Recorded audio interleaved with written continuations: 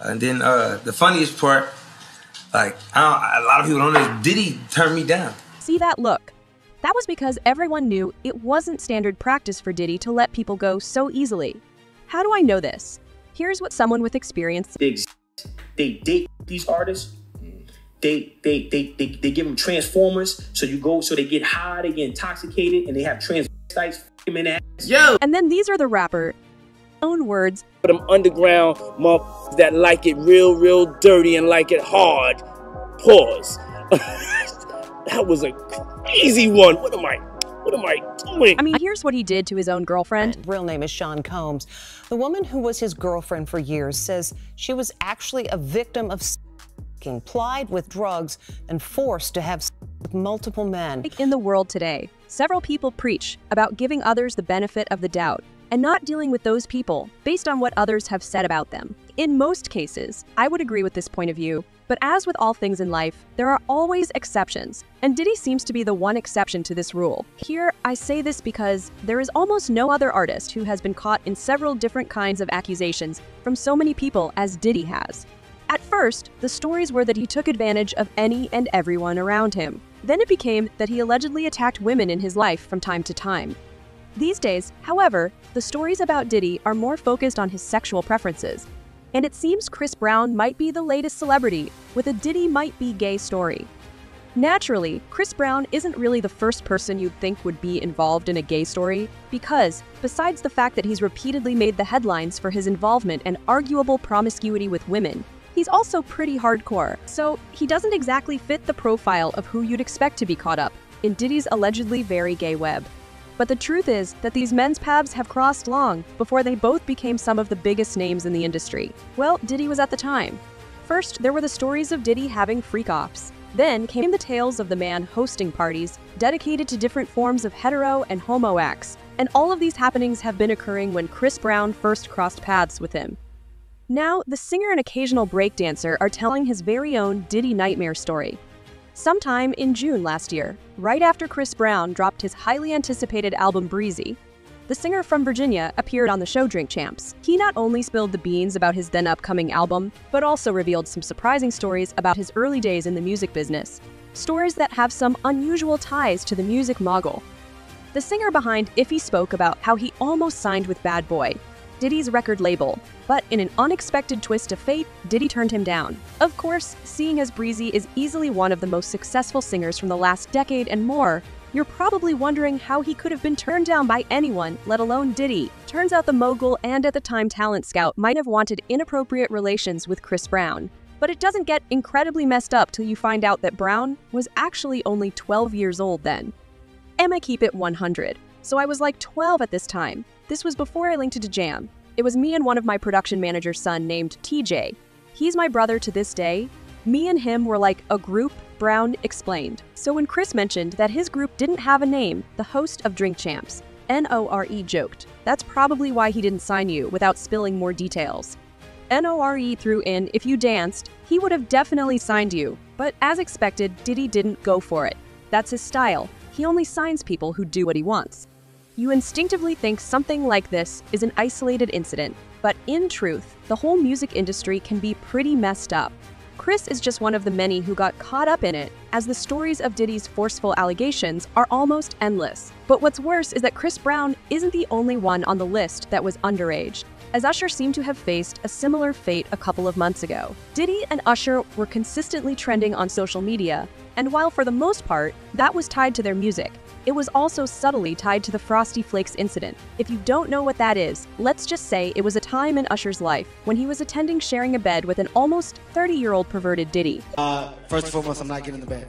Shout out to him and what he did. I'm just gonna, if we can, let's just put the camera a little this way, just so we're not, I don't want my shot to even, No one was really sure what Kevin Hart meant when he was talking about the bed myth with Diddy, but it appeared he knew where it ended up if you did as little as sat with Diddy on the bed. And while Diddy did try to make it sound normal, there isn't a single scenario in which it makes sense for an adult Diddy, who was always under the influence and already had gay accusations, to share a bed with a 10-year-old Usher. Brother right here from day one, we used to wake up and, pause, but like, check this out.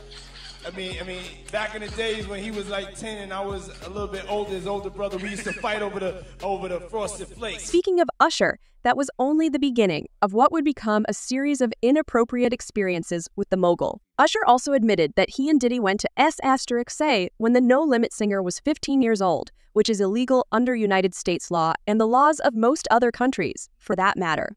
In the 90s, do you understand what that's like? Puffy. There have even been claims that Diddy may have exposed us to addictions and alcohol during his teenage years.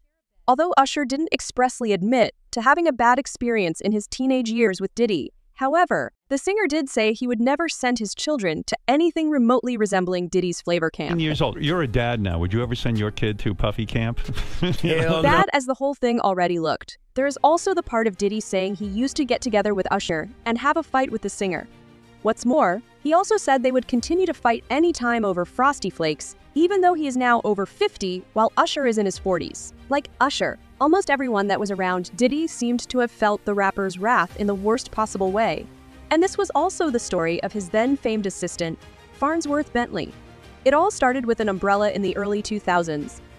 Derek Watkins famously became known as Farnsworth Bentley, a play on the character Botany Lee Farnsworth from the 1975 film Let's Do It Again, after assuming the role of an umbrella-toting full-time butler for multi-million-dollar producer Sean Diddy's Combs. For a point of reference, it happened somewhere between the rapper going by Puff Daddy and pDiddy. The addition of Bentley to Diddy's entourage and his newfound persona was a result of the rapper needing to clean up his act after being acquitted of gun possession and bribery charges stemming from a nightclub shootout in 1999, per The Fader. Along with the rebranding came a new wardrobe, and the then 27-year-old Atlanta native ushered Diddy into the world of being a sophisticated gentleman.